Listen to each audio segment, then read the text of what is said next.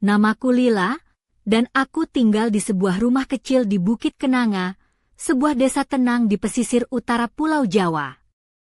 Kamarku di loteng menghadap langsung ke Teluk Kenanga yang luas dan tenang. Setiap pagi, sinar matahari masuk lewat jendela kecilku seperti pita tipis yang melili pergelangan kakiku saat aku mengenakan gaun linen berwarna putih susu, dengan kancing-kancing kecil menyerupai mutiara yang berbaris rapi sampai lutut. Aku mengenakan gelang kaki dari benang perak dengan hiasan kerang kecil yang kusukai, dan sandal kulit tipis yang lentur, mudah mengikuti jejak kakiku di pasir. Rambutku beraroma chamomile dan asin laut, seperti angin pantai yang selalu menemani. Di dalam tas kecilku, selalu ada sebuah buku tipis, sapu tangan kecil, dan sebatang lipstik merah muda yang hanya aku yang tahu keberadaannya. Setiap Sabtu pagi sejak musim panas datang, aku menuruni anak tangga batu yang licin menuju Pantai Harmoni, tempat di mana pasirnya hangat dan anginnya bebas berlarian sesuka hati. Di sana, aku selalu bertemu dengan seorang lelaki bernama Dimas. Ia pemuda lokal yang mengatur payung dan kursi malas di pantai dengan gerakan tenang dan sabar, seperti orang yang sudah terbiasa memikul beban berat tapi tak pernah tergesa-gesa. Tangan-tangannya kasar dan coklat karena terpanggang matahari, tangan yang sama yang selalu menawarkan kursi dan mengucapkan, "Selamat pagi, Nona Lila," dengan suara lembut yang membuat kata-kata itu mengalir seperti ombak kecil di antara kami. Awalnya, obrolan kami singkat seperti bayangan di tengah hari. "Hari ini lautnya agak cemberut, ya," kataku suatu kali. "Laut juga bisa ngambek," ternyata, ia tersenyum sambil mengangguk pelan. Namun, lama-kelamaan, waktu terasa melambat seperti kanvas basah yang meregang. Dimas sudah tahu bahwa aku suka duduk menghadap ombak, sementara payung diletakkan sedikit di belakang supaya kakiku yang telanjang bisa menyentuh pasir. Kadang-kadang, keindahan itu datang dari hal-hal kecil, pergelangan kakiku yang sedikit tenggelam di pasir, ket kuku kakiku berwarna merah cerah, dan tatapan matanya yang bertahan beberapa detik lebih lama dari biasanya. Suatu sore, langit berwarna persik lembut, merah jingga hangat, Dimas mengangguk ke arah jembatan kayu kecil di dermaga tua. "Mau jalan-jalan sebentar?" katanya, pura-pura ragu, tapi jariku sudah mencari genggam tangannya. Kami berjalan di atas papan kayu yang berderit pelan. Aku tak memakai kaos kaki, hanya angin yang menempelkan gaunku ke pinggulku, menonjolkan lekuk tubuhku seperti rahasia yang tidak ingin diungkap tapi sebenarnya menunggu untuk dibaca. "Lila, kamu tahu nggak, dari pertama aku lihat kamu nggak pernah duduk membelakangi laut," katanya tanpa menatapku. Aku tersenyum, laut itu seperti cermin. Aku takut melewatkan sesuatu yang penting di pantulannya. Dimas tertawa pelan, dan tawa itu membuatku ingin menjadi lebih berani. Kami duduk di atas batu rendah dekat air. Batu itu hangat seperti kulit yang selalu mengenang sinar matahari. Ombak datang dan pergi seperti napas. Ada saat-saat ketika udara terasa manis dan berat, tepat seperti saat itu. "Kamu punya kebiasaan menghentikan waktu," bisiknya. "Hanya saat seseorang benar-benar memperhatikan," jawabku. Jari-jari kami bersentuhan seolah-olah angin, dan tetap begitu. Telapak tangannya besar dan hangat. Di pergelangan tangannya, sebuah benang tipis dengan simpul yang tampak mistis. Aku punya fetis kecil yang polos. Aku suka merasakan tekstur kasar telapak tangan pria, melihat bekas garam di kulitnya, mendengar suara kain baju yang berdesir di dekat telingaku. Aku tak pernah bilang itu, tapi ketika dia menunduk, aku sudah memutuskan. Bukan ciuman yang tiba-tiba, tapi pertama ia menyentuh pelipisku dengan hembusan napas, lalu garis di dekat telinga, tempat denyut nadi bergelora. Lebih aman, lebih berharga. Bibir kami bertemu setelah itu, lembut tapi yakin, agar aku tahu kami tak akan hilang. Minggu berikutnya, kami bertemu lebih awal setelah siang. Kali ini, tak ada payung atau turis, hanya kami berdua dan ombak yang berayun pelan di teluk. Dimas mengenakan kemeja biru laut dengan lengan digulung.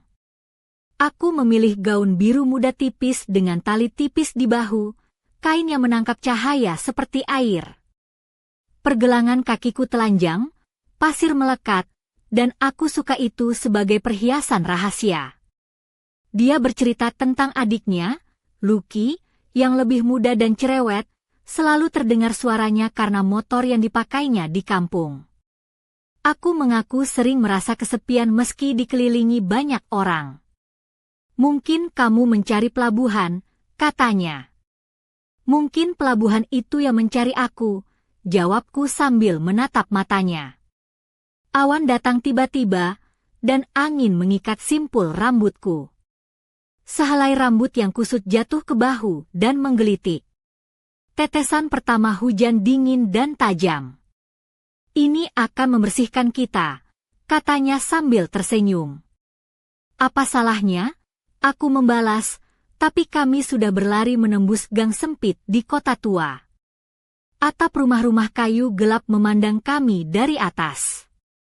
Bau genteng basah dan oregano memenuhi udara. Dimas membuka pintu kecil di sudut, mengungkap kamar loteng dengan jendela menghadap laut. Atap miring dengan balok kayu gelap yang sudah lama berdebu. Suara genteng seng bergetar seperti drum saat hujan turun. Kamu akan kering di sini, katanya sambil menyerahkan handuk kapas besar. Mau teh, Min?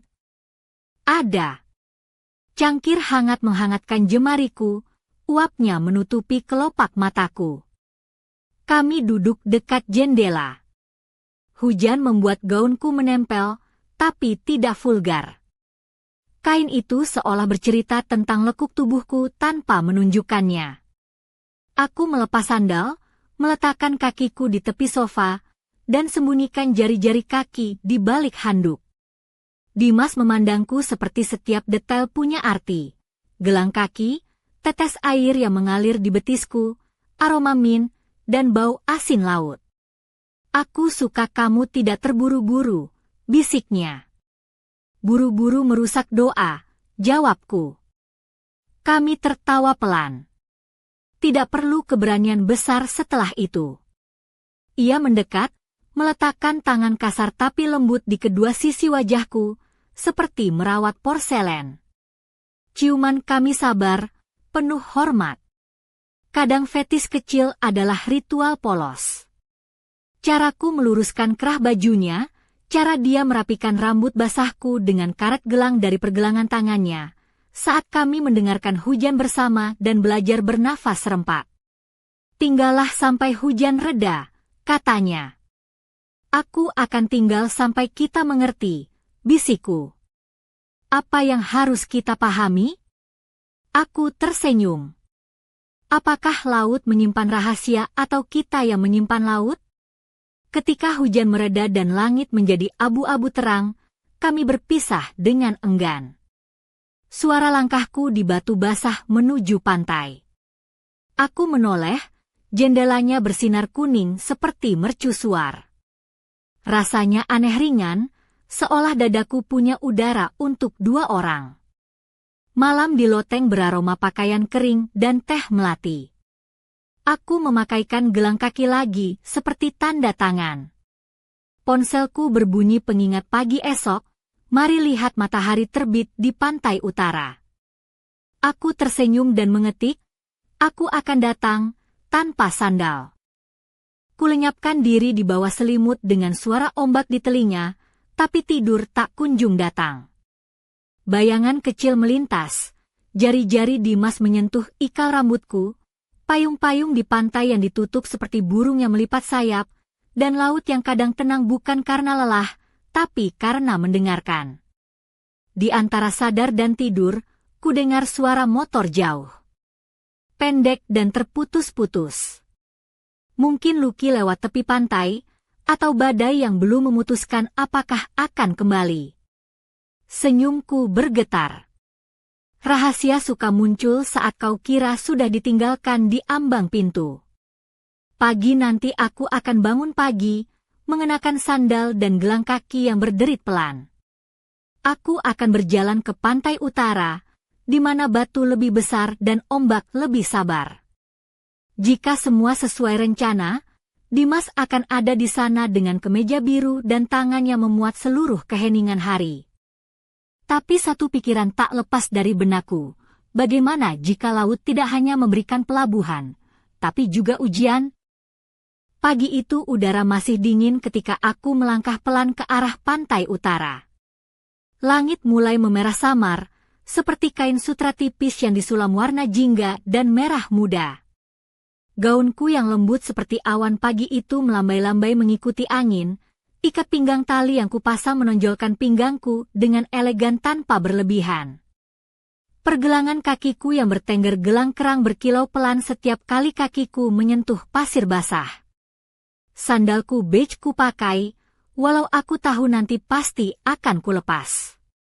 Di ujung dermaga kayu yang mulai berlumut, kulihat sosok Dimas berdiri bersandar pada pagar kayu tua, tangannya memegang termos berisi kopi panas.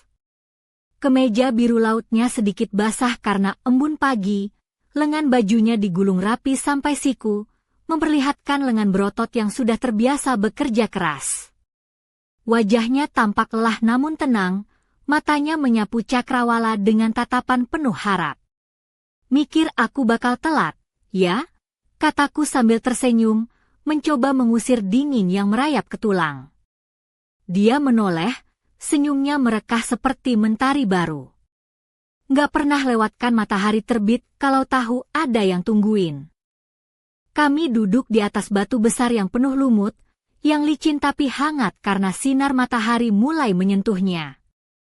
Ombak berdebur lembut, mencium pantai seolah menyambut pagi yang baru.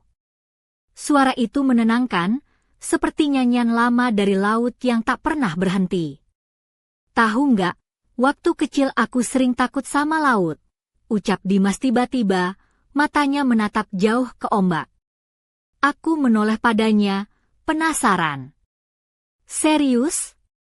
Aku pikir kamu malah lahir dari laut, kayak putra duyung.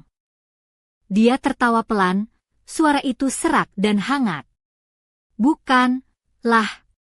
Tapi sekarang aku cinta banget sama laut. Karena laut itu bikin aku merasa hidup. Aku menutup mata sejenak, membiarkan angin membelai wajahku. Aku juga begitu. Laut itu seperti cermin jiwa. Dimas mencondongkan badan, tangannya meraih jemariku dan menggenggamnya dengan lembut. Lila, kamu tahu nggak, ada sesuatu tentang kamu yang selalu bikin aku pengen jaga. Aku menatap tangannya yang kasar tapi hangat, lalu matanya yang tulus. Mungkin karena kita sama-sama pernah terluka, jawabku lirih. Tiba-tiba angin berubah kencang, dan awan gelap menggulung di atas kepala kami. Tetesan hujan mulai jatuh, dingin dan tajam seperti jarum. Kami berdua bangkit, berlari menembus gang sempit di kota tua yang penuh dengan rumah-rumah tua beratap genteng merah. Bau hujan dan tanah basah menyatu dengan aroma rempah yang berasal dari warung-warung kecil di sekitar. Dimas membuka pintu kecil di sudut gang. Masuk sini, cepat, katanya sambil menuntunku ke sebuah kamar loteng yang hangat dan nyaman. Jendela besar menghadap langsung ke laut, dan suara hujan berirama di atap seng seperti lagu pengantar tidur. Aku melepas gaun basahku, menggantinya dengan sweater tua milik Dimas yang hangat dan harum seperti kayu bakar dan pagi yang baru. Wajahnya tampak lembut, matanya penuh perhatian saat aku duduk di dekat jendela sambil memegang cangkir teh mint hangat yang dia buat. Kadang, aku suka lihat kamu diam seperti ini, katanya pelan. Kamu bikin aku merasa tenang. Aku tersenyum, membiarkan tubuhku rileks. Aku suka kamu nggak terburu-buru, Dimas. Buru-buru itu bikin doa jadi nggak khusyuk. Kami tertawa kecil bersama, dan hatiku berdegup semakin cepat saat dia meraih wajahku dengan dua tangan kasar tapi penuh kasih sayang. Ciuman itu pelan, sabar, penuh hormat, seperti janji yang tak terucapkan. Aku merasakan getaran kecil di seluruh tubuh, hangat dan lembut, tanpa pernah melanggar batas. Saat hujan reda, aku tahu satu hal pasti. Ini bukan sekadar awal cerita, tapi permulaan dari sesuatu yang lebih dalam dan tak terduga. Namun, saat kami keluar, aku merasakan tatapan berat dari balik bayang-bayang gang. Ada sesuatu yang menunggu di sana, sesuatu yang tak ingin aku hadapi. Dan di balik ombak yang tenang, aku tahu badai ini belum berakhir. Malam itu, aku duduk di tepi loteng dengan jendela terbuka. Angin laut menyapu lembut helaian rambut yang mulai kusut. Gaun tipisku berwarna biru laut, melambai perlahan mengikuti irama angin, menampakkan lekuk pinggulku yang halus tanpa terlalu mencolok. Pergelangan kakiku bertengger gelang kerang yang berkilauan, seperti bintang kecil yang menari di bawah sinar rembulan. Sandal kulit coklatku tergeletak di sudut, tak kuhiraukan, sebab aku lebih suka merasakan dinginnya lantai kayu di bawah kakiku yang telanjang. Di luar, suara ombak bergulung-gulung, beradu dengan suara jangkrik malam yang nyaring. Tapi ada sesuatu yang mengganjal di dadaku, sesuatu yang tak bisa kuhapus dengan angin malam atau aroma teh melati yang masih mengepul di mejaku. Tiba-tiba, suara ketukan pelan terdengar di pintu. Aku berdiri dengan hati berdebar, melangkah pelan membuka pintu. Di sana berdiri sosok Lucky, adik Dimas, dengan wajah basah kuyup karena hujan dan mata yang sulit kuterjemahkan, antara cemas dan marah. "Lila, kita harus bicara," suaranya serak, seolah menahan sesuatu yang berat. Aku mengangguk pelan, mengajak dia masuk ke dalam. Kami duduk berseberangan, lampu kuning redup menerangi wajahnya yang penuh pergolakan. "Aku tahu kamu dekat dengan kakakku, tapi ada hal yang kamu nggak tahu," katanya, suara bergetar. "Ada sesuatu di balik semua ini, sesuatu yang bukan cuma soal laut atau angin." Aku menatapnya, merasa jantungku berdebar lebih kencang. "Apa maksudmu, Lucky?" Dia menghela napas panjang, lalu melanjutkan, "Kamu tahu kapal kayu tua yang Dimas bawa-bawa itu? Kapalnya bukan cuma barang biasa. Kapal itu punya cerita kelam, dan keluarga kita semua terjebak dalam bayang-bayang masa lalu yang kelam." Aku terdiam, mencoba menyerap kata-katanya. "Cerita kelam? Maksudmu bagaimana?" Lucky menggeleng, "Aku nggak bisa cerita semuanya sekarang. Tapi kamu harus hati-hati. Ada orang-orang yang nggak suka melihat kalian berdua dekat." Aku mengerutkan kening, perasaan aneh merayapi kulitku. "Siapa?" Dia menunduk, lalu menatapku tegas, "Orang-orang yang punya dendam lama. Mereka nggak akan berhenti sampai semuanya hancur." Aku menarik napas dalam, mencoba menenangkan diri. "Kalau begitu, kenapa kamu bilang semua ini sekarang?" Lucky berdiri, mengibas-ngibas rambut basahnya. "Karena aku nggak mau kehilangan kakakku, dan aku nggak mau kamu terluka." Saat dia melangkah keluar, aku merasa ada bayangan gelap yang mulai menyelimuti hidupku, seperti ombak yang tak pernah berhenti datang, siap menenggelamkan segala yang aku cintai. Aku menatap jendela, melihat cahaya bulan yang redup di atas laut. Dalam hening malam, aku bertanya pada diri sendiri, apakah aku siap menghadapi badai yang akan datang? Atau aku hanya akan menjadi korban dari rahasia yang disembunyikan oleh laut dan angin? Pagi berikutnya, sinar matahari menembus lembut tirai putih di kamarku, membelai kulitku yang masih hangat dari mimpi-mimpi yang samar. Aku mengenakan gaun linen berwarna pasir, pas di badan tanpa terlalu ketat, dengan tali tipis yang membingkai bahuku dan memperlihatkan lekuk leher halus yang selalu kusisir dengan rapi. Pergelangan kakiku tetap bertengger gelang kecil dari benang perak dan kerang, yang berkilau pelan seolah menyimpan rahasia sendiri. Sandal kulitku yang lentur dan sederhana kuikat longgar, siap untuk melangkah ke hari yang penuh teka-teki. Aku berjalan menyusuri gang sempit di kampung pesisir, tempat rumah-rumah tua bercat pudar berjejer rapi, bunga Kamboja mekar di beberapa pekarangan, dan aroma kopi tubruk menguar dari warung-warung kecil. Aku menuju warung kopi favoritku, Kopi Pasir Senja, tempat di mana Dimas sering menghabiskan waktu setelah bekerja di dermaga. Saat aku melangkah masuk, suasana hangat dan suara riuh rendah tawa pelanggan langsung menyambutku. Dimas duduk di sudut dengan kemeja biru laut yang sudah kusam, lengan digulung sampai siku, tangan cekatan memegang cangkir kopi panas. Wajahnya tampak lebih serius hari ini, tapi senyumnya tetap tulus saat melihatku. "Kamu sudah sarapan?" tanyanya sambil mengangkat alis, suara lembutnya seperti gelombang laut yang menenangkan.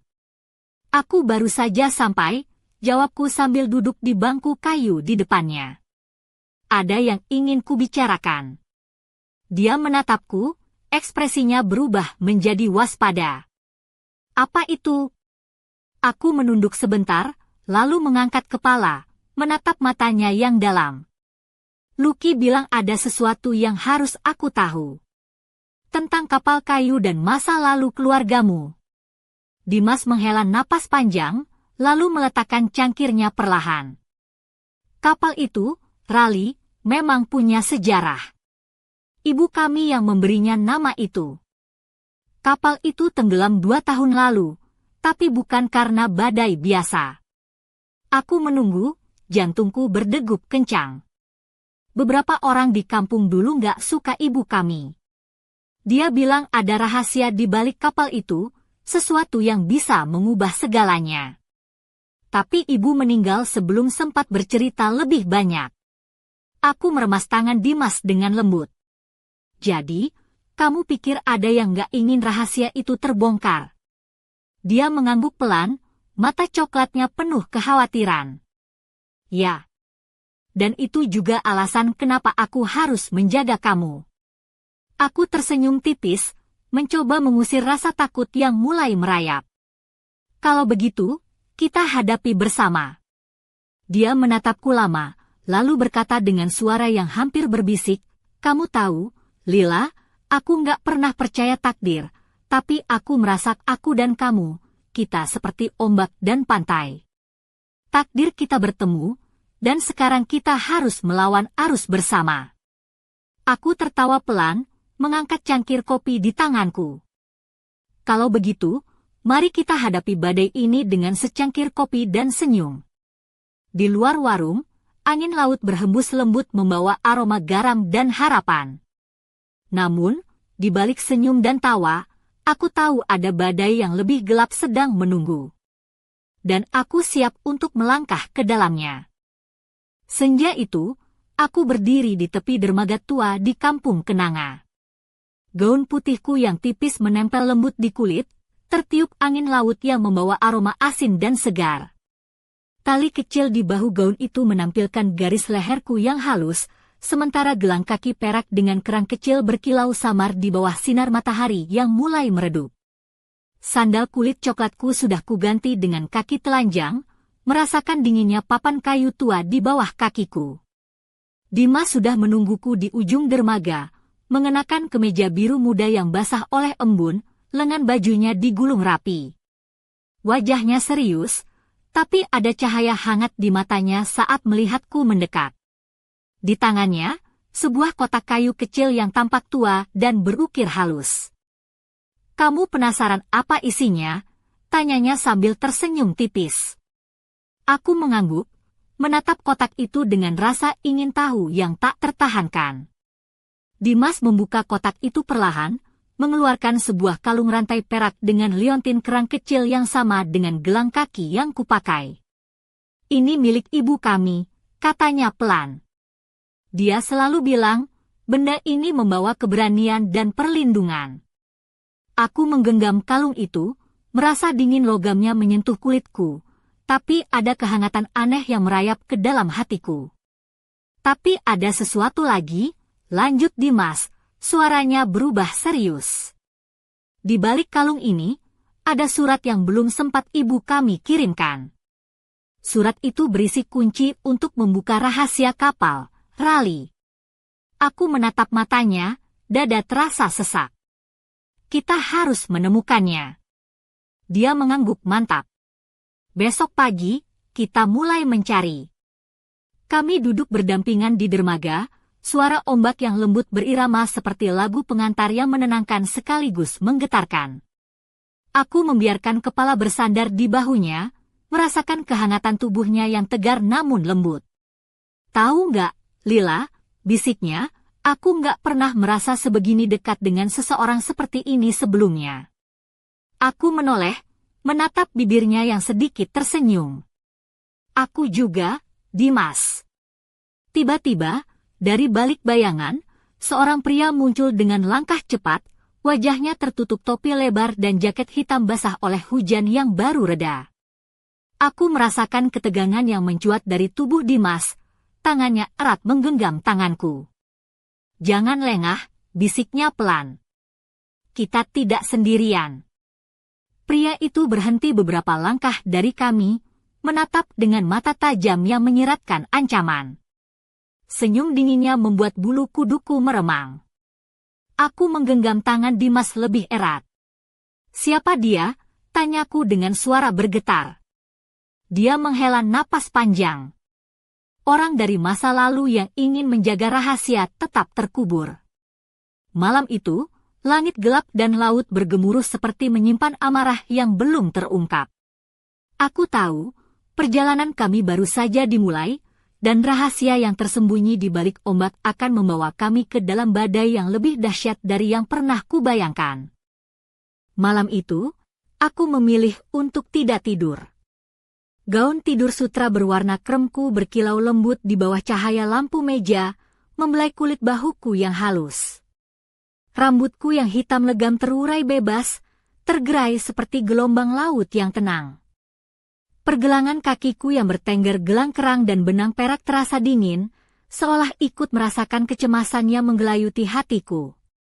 Di loteng kecil rumahku, aku duduk di tepi jendela besar yang menghadap ke teluk. Suara ombak yang bergulung-gulung datang seperti nyanyian asing, membangkitkan perasaan yang campur aduk antara takut dan penasaran.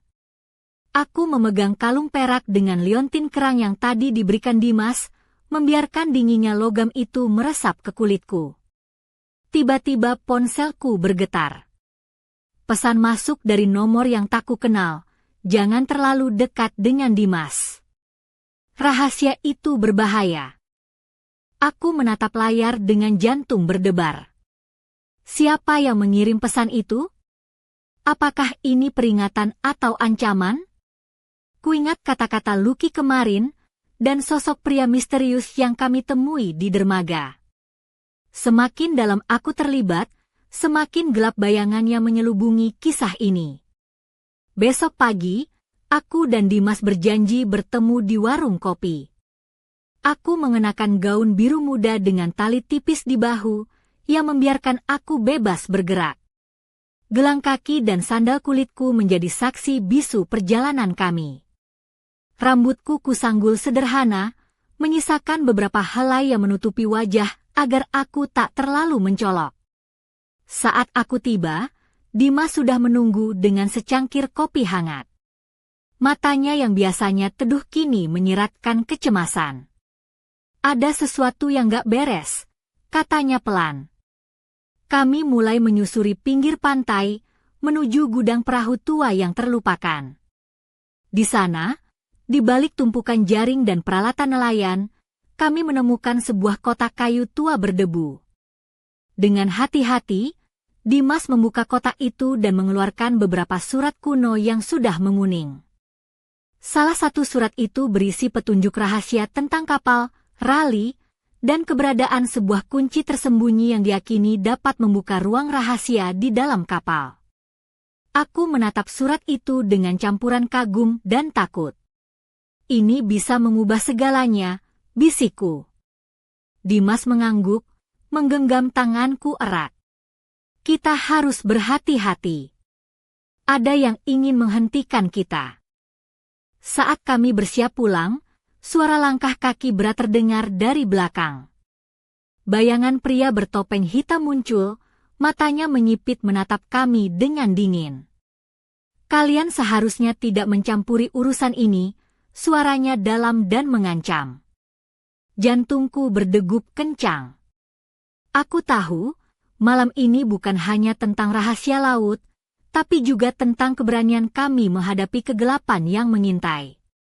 Dan aku bertanya-tanya, seberapa jauh aku siap melangkah demi kebenaran? Malam itu, udara di kampung Kenanga terasa lebih berat dari biasanya. Aku mengenakan gaun hitam tipis yang melilit tubuhku dengan lembut, memperlihatkan lekuk pinggul dan punggungku yang halus tanpa berlebihan. Tali tipis di bahu membingkai bahuku yang terbuka, sementara gelang kaki perak dan kerang kecil berkilau samar di bawah sinar rembulan. Sandal kulitku kuletakkan di dekat pintu, aku memilih berjalan tanpa alas kaki agar lebih siap bergerak jika terjadi sesuatu. Suara ombak yang memecah di tepi pantai bercampur dengan desir angin malam, mencipta suasana penuh misteri. Aku duduk di bangku kayu di halaman kecil rumah Dimas, memegang cangkir teh hangat yang perlahan membuat tangan dinginku kembali hangat. Dimas melangkah keluar dari rumah dengan kemeja putih lusuh yang basah oleh embun, matanya gelap menatap jauh ke arah laut.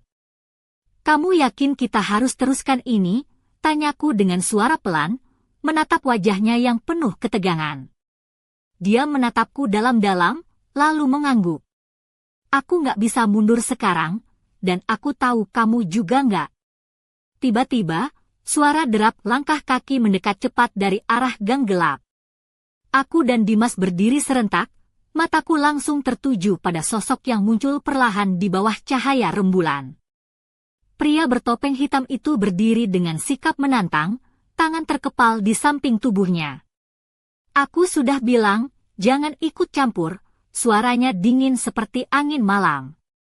Dimas melangkah maju, berdiri di depan tubuhku. "Kalau begitu, beri kami alasan kenapa kami harus mundur."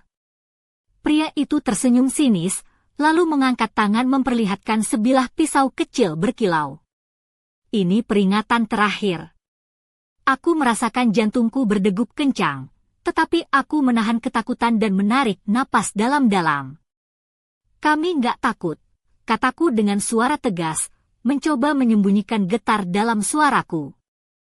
Pria itu menatapku lama, lalu tanpa sepatah kata pun berbalik dan menghilang ke dalam kegelapan gang. Dimas menarik lenganku, membawaku masuk ke dalam rumah.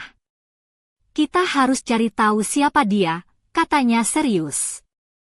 Aku mengangguk, sambil merasakan adrenalin yang masih mengalir deras. "Ini bukan cuma soal kapal," kataku.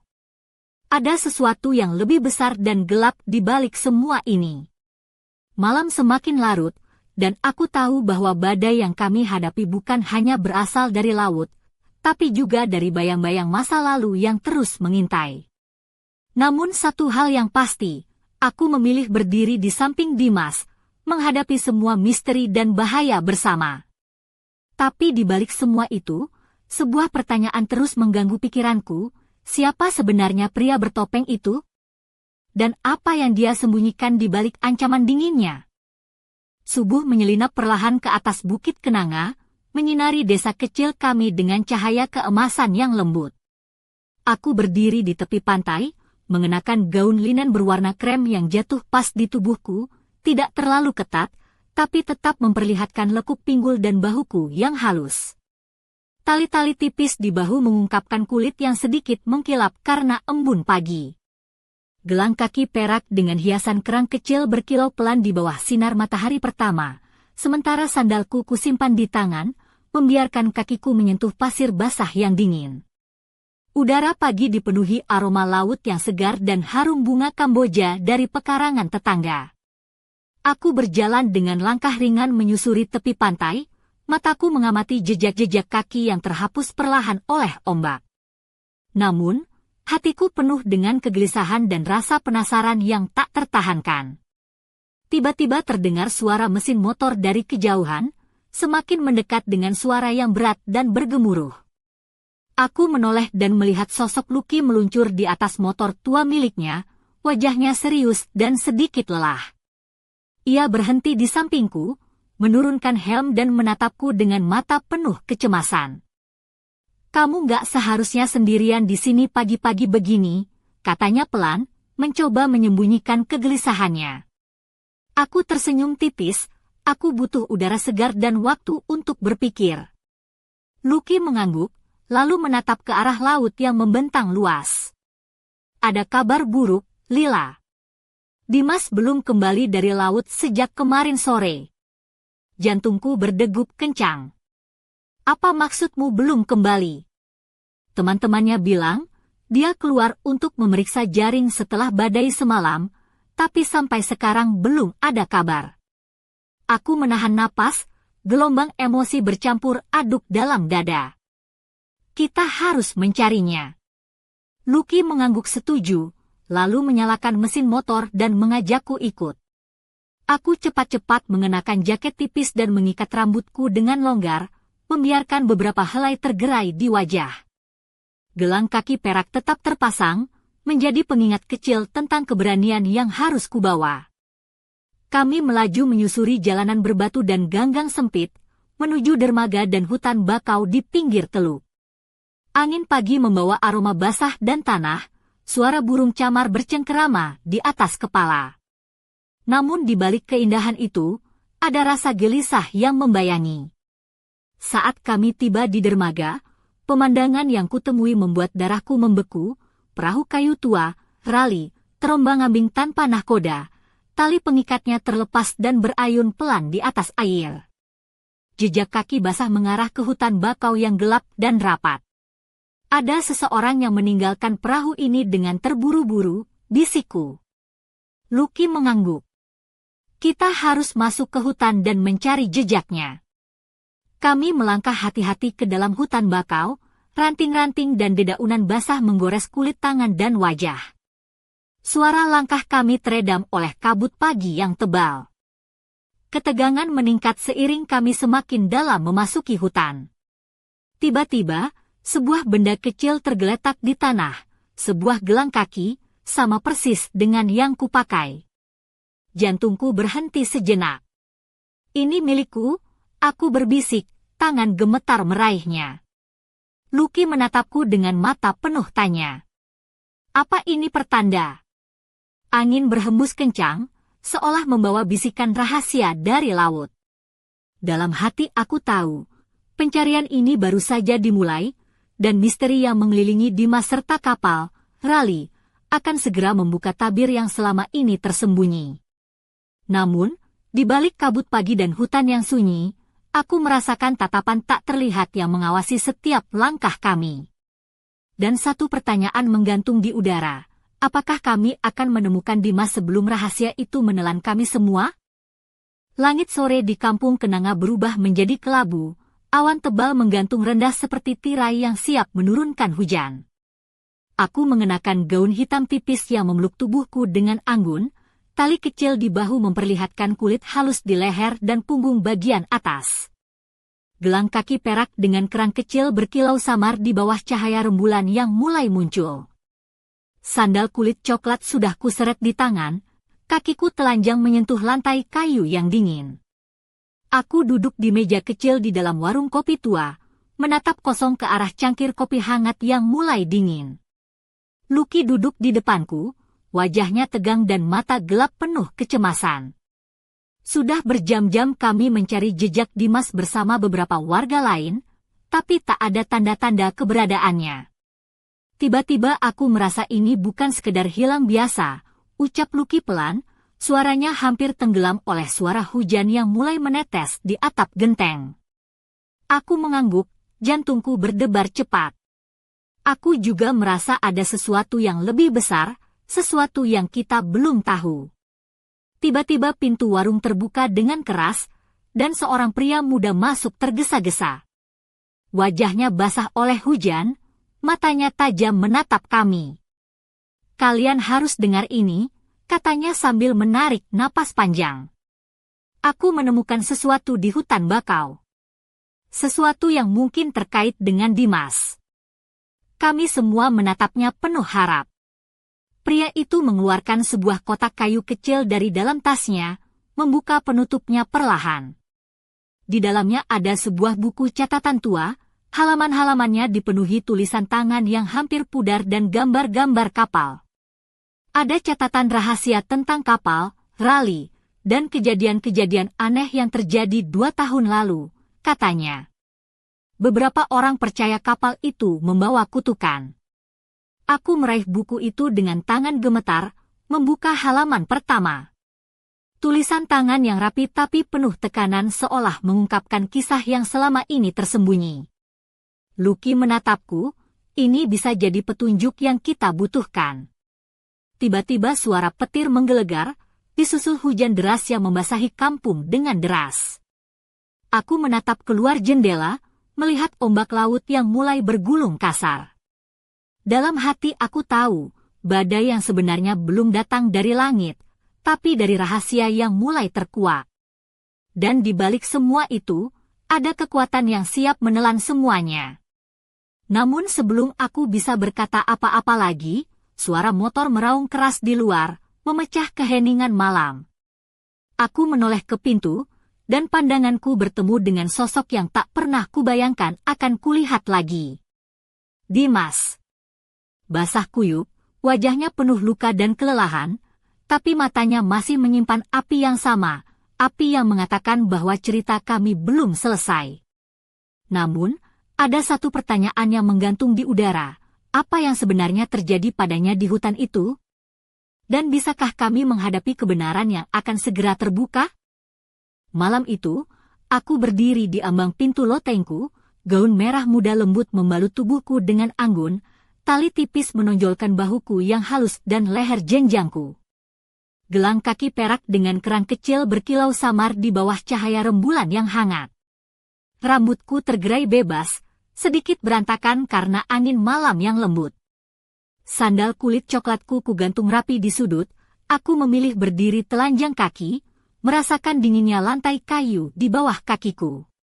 Dimas masuk dengan langkah gontai, jaket basah menempel di bahunya. Wajahnya yang lelah penuh luka dan debu, tapi matanya tetap menyala dengan semangat yang tak padam. Aku berlari menghampirinya, merangkul tubuhnya yang gemetar. Aku pikir aku akan kehilanganmu, suaraku bergetar. Dia tersenyum tipis, menggenggam tanganku erat. Aku tidak akan pernah pergi, Lila. Kita masih punya banyak cerita yang harus ditulis bersama. Aku menatap matanya, melihat ketulusan dan tekad yang dalam. Apa yang sebenarnya terjadi di hutan itu? Dimas menarik napas dalam, lalu mulai bercerita tentang malam gelap ketika ia terjebak di antara rahasia dan bahaya, tentang pria bertopeng yang mengancam, dan tentang kapal, rali, yang ternyata menyimpan lebih dari sekadar kenangan. Ada kekuatan yang ingin menjaga rahasia itu tetap terkubur, katanya pelan.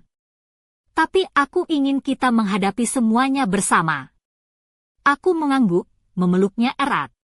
Aku siap, Dimas. Apapun yang terjadi. Di luar, angin malam berhembus pelan membawa bisikan ombak yang tenang. Namun, di dalam hatiku, ada gelombang baru yang mulai mengalun, gelombang keberanian, cinta, dan misteri yang belum berakhir. Sebelum kami berdua beristirahat, aku merasakan getaran halus di pergelangan kakiku. Gelang kerang yang selalu kupakai kini berdering pelan, seolah menyimpan pesan rahasia dari laut. Dan di kejauhan, sebuah lampu mercusuar berkedip, menandakan bahwa sebuah perjalanan baru akan segera dimulai. Cerita kami belum selesai. Laut dan angin masih menyimpan rahasia yang menunggu untuk diungkap. Dan aku tahu, aku tak akan pernah berjalan sendirian. Siapakah sebenarnya yang mengirimkan pesan misterius itu? Dan apa rahasia terdalam kapal, rali, yang masih tersembunyi di dasar laut? Jawaban itu akan menunggu kami di episode berikutnya.